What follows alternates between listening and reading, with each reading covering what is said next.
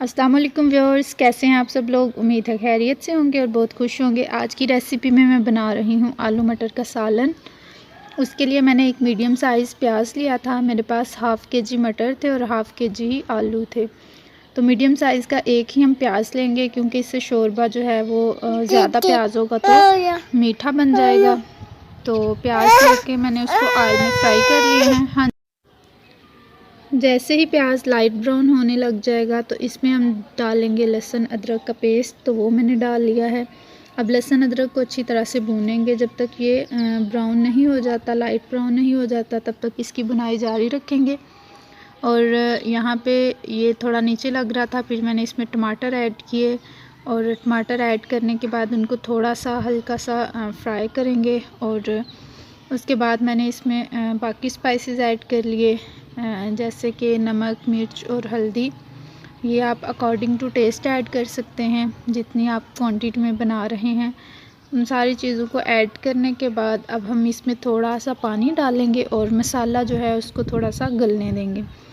और फिर जब मसाला पानी से गल जाएगा और ऑयल छोड़ देगा मसाला, उस टाइम हम 1 मिनट तक उसको अच्छी तरह से हमने इसकी बुनाई करनी है।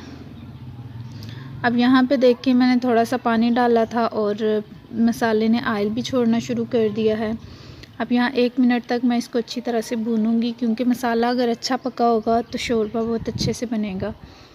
तो इसको हम अच्छे से भूनते हैं। दूसरी तरफ मैंने आलू और मटर जो हैं उनको अच्छी तरह से वॉश कर लिया था, और क्योंकि आलू के साथ मिट्टी वगैरह भी लगी होती है, तो वैसे तो उनको धो के काटा था, लेकिन काटने के बाद फिर दोबारा से मैंने उनको वॉश कर लिया। फिर अब हम यहाँ पे डाल देंगे। आलू मटर डालने के बाद इसको अच्छी तरह से भूनेंगे। अब यहाँ पे आपने आंच जो है वो शुरू में थोड़ी हल्की रखनी है। पहले 5 मिनट तक आप हल्की रखें और अगले 5 मिनट, 5 नहीं बल्कि 2 से 3 मिनट तक तेज़ करेंगे। तो 5 मिनट मैंने इसको हल्की आंच पे भूनना है। फिर 2-3 मिनट फ्लेम जो है उसको फुल करके मैंने इसको भुना है। हरी मिर्चें मैंने साबुत ही डाल ली थी। अब यहाँ पे देखिए इन्होंने ऑयल छोड़ दिया था, तो मैंने पानी डाल लिया इसमें। जितनी क्वांटिटी में आप ग्रेवी बनाना चाहते हैं उतनी क्वांटिटी में पानी ऐड कर लेंगे। और ये पानी बॉयल हो रहा है। थोड़ी देर बाद मैंने चेक किया था, उसके बाद मैंने तकरीबन 10 मिनट के बाद ढक्कन उठा के चेक किया तो हमारे आलू और मटर दोनों गल चुके थे और सालन की ग्रेवी भी काफ़ी अच्छी लुक दे रही थी। तो इसका मतलब है सालन तैयार हो गया है।